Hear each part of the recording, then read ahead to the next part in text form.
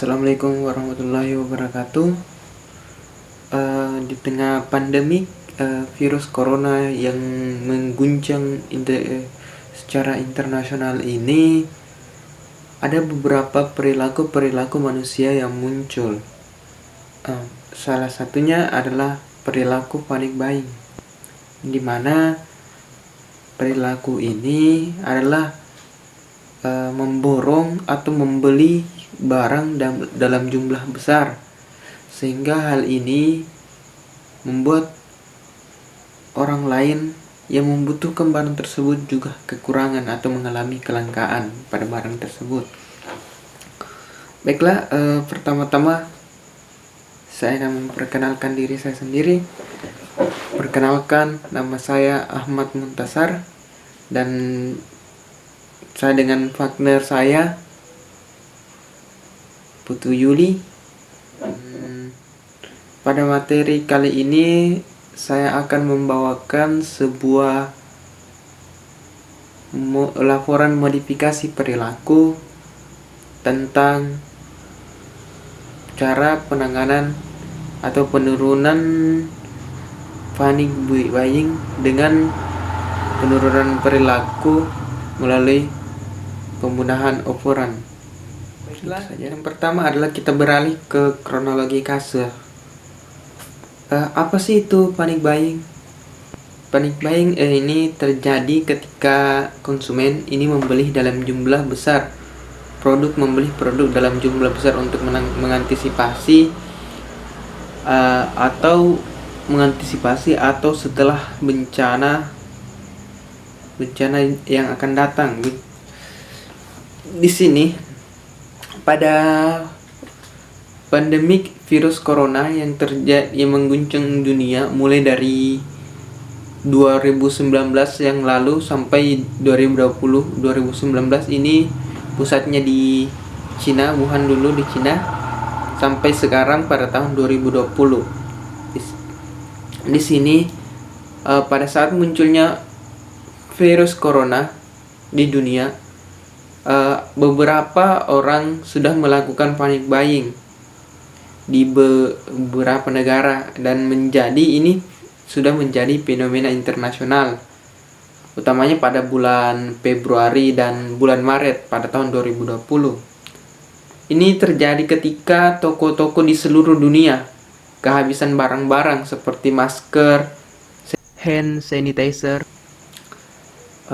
kertas toilet, makanan, bahan-bahan sembako, dan obat penghilang rasa sakit. Akibatnya banyak pengecer ini merasionalkan barang-barang jualan mereka. Seperti di pengecer di media online, situs jualan online yang ada di Amerika yaitu eBay dan Amazon ini telah menarik barang-barang tertentu yang terdaftar untuk dijual oleh pihak ketiga, seperti kertas toilet yang tadi, masker wajah, dan ini juga akibatnya di sini Amazon yang tadi, pihak situs jualan online Amazon membatasi penjualan mereka ini pada barang-barang lainnya seperti termometer dan ventilator, karena termometer dan ventilator ini hanya diperuntukkan untuk para profesional kesehatan dan pemerintah. Untuk di Indonesia sendiri, sejak munculnya 2 kasus pertama di positif corona, beberapa orang sudah melakukan panic buying nih, yang dimana dia ini memborong sembako pada toko-toko swalayan, pada supermarket. Dan bukan hanya sembako saja, barang-barang seperti masker dan hand sanitizer juga mengalami kelangkaan diakibatkan adanya oknum-oknum yang melakukan pembelian barang-barang dalam jumlah besar atau panic buying tadi, dan ada pula oknum-oknum yang adanya menimbun barang-barang tersebut sehingga akibatnya apa? Akibatnya masyarakat golongan menengah ke bawah ataupun menengah ke bawah atau pelanggan yang lain merasa kesulitan untuk memperoleh barang-barang yang tadi. Dan selanjutnya adalah sasaran. Sasaran dari modifikasi perilaku ini adalah masyarakat golongan menengah ke atas. Nah, kenapa hanya untuk masyarakat golongan menengah ke atas? Karena masyarakat golongan ini mempunyai tingkat kesejahteraan lebih tinggi. Nah, sehingga golongan ini persentase untuk melakukan panic buying lebih besar dibandingkan dengan golongan menengah ke bawah. Dan untuk sasarannya ini ditentukan berdasarkan seberapa mampu dia.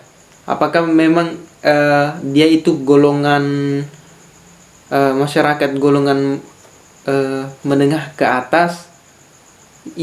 Kalau dia termasuk masyarakat golongan menengah ke atas, modifikasi ini diperuntukkan untuk golongan tersebut. Dan selanjutnya adalah penentuan situasi yang tepat untuk modifikasi perilaku ini adalah pada saat belum memuncaknya atau belum adanya wabah atau virus corona di suatu wilayah.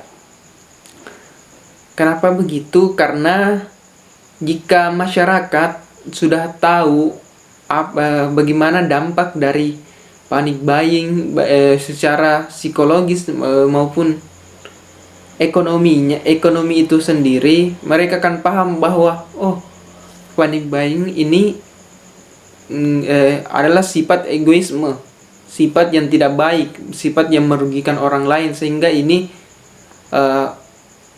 melakukan panic buying sama adalah melanggar kemanusiaan juga, karena orang lain juga membutuhkan barang itu. Dan untuk lokasi di sini, dan untuk lokasi yang tepat untuk modifikasi perilaku ini, lokasi yang tepat adalah di pusat perbelanjaan seperti pasar swalayan ataupun supermarket.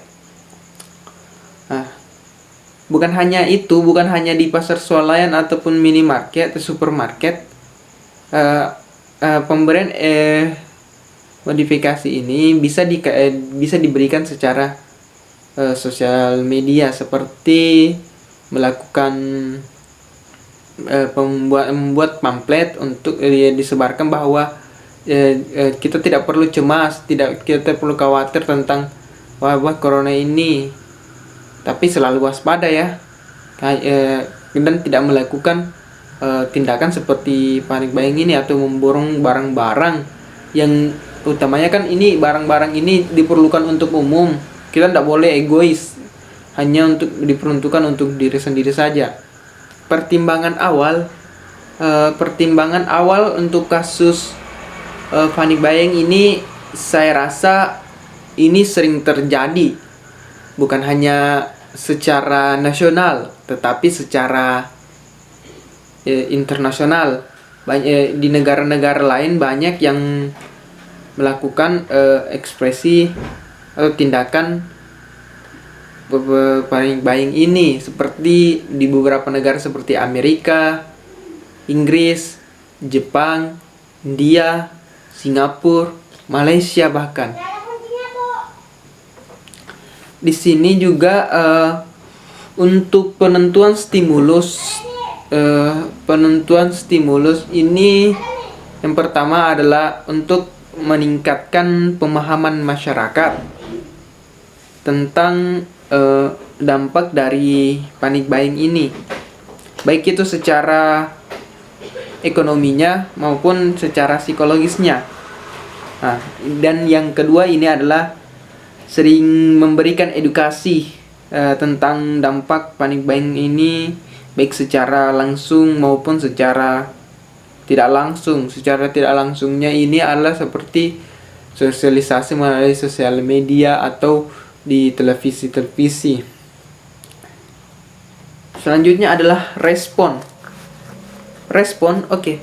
Untuk responnya di sini responnya diharapkan ketika melakukan modifikasi ini adalah masyarakat sadar akan dampak dari panic buying ini dan selalu tetap tenang dan jangan cemas, karena kalau kita merasa tenang dan tidak cemas, ini kan mempunyai berarti jiwanya sehat gitu. Jiwanya sehat, tidak mengganggu, tidak ada masalah pada psikologisnya.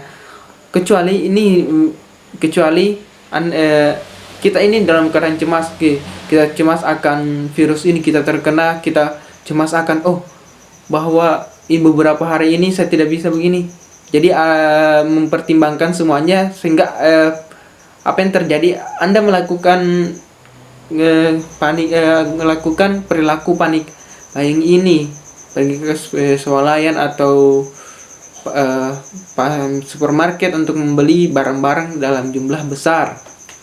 Di sini dalam modifikasi perilaku ini kami menggunakan metode penurunan perilaku melalui pembunuhan operan. Di sini kami menggunakan itu, dan kami mengambil contoh seperti pada situasi apa, di situasi yang cocok untuk melakukan modifikasi ini pada saat banyak orang di tengah pandemik virus corona ini, banyak orang pergi ke pasar swalayan atau supermarket untuk membeli barang-barang yang diperlukan untuk kebutuhannya sehari-hari selama di karantina atau di isolasi mandiri. Respon yang terjadi yaitu ada pelanggan membeli barang dalam jumlah besar atau banyak, yang mengakibatkan pelanggan yang lain atau tempat perbelanjaan ini kekurangan stok barang. Oke. Konsekuensi langsungnya bagaimana sih? Konsekuensi langsungnya seperti ini, ada berpusat pada kasir. Konsekuensi langsungnya yang dimana di sini kasir memberi peringatan kepada pelanggan tersebut untuk tidak membeli barang tersebut dalam jumlah besar atau memborong, sehingga pelanggan lain dan juga tempat perbelanjaan yang tadi tidak kekurangan stok barang. Dan jika hal itu dilakukan, kasir tidak akan melayani pelanggan tersebut. Bagaimana sih untuk jangka panjangnya? Jika hal itu sudah dilakukan tadi, konsekuensi jangka panjangnya gimana? Konsekuensi jangka panjangnya itu setelah mengetahui hal tersebut, pelanggan yang tadi setiap kali datang ke pusat perbelanjaan yang tadi juga tidak akan memborong barang lagi. Bukan hanya pelanggan itu, semua pelanggan yang sudah tahu bahwa memborong barang dalam jumlah besar dan tidak menyisakan untuk orang lain itu adalah hal yang tidak wajar, hal yang bukan manusiawi, karena barang tersebut bukan hanya dia yang butuh, orang lain juga butuh akan barang tersebut. Itulah tadi presentasi saya mengenai panic buying yang terjadi di kalangan masyarakat Indonesia dan perilakunya yaitu memborong barang dalam jumlah besar sehingga pelanggan lain merasa kesulitan dan stok barang langka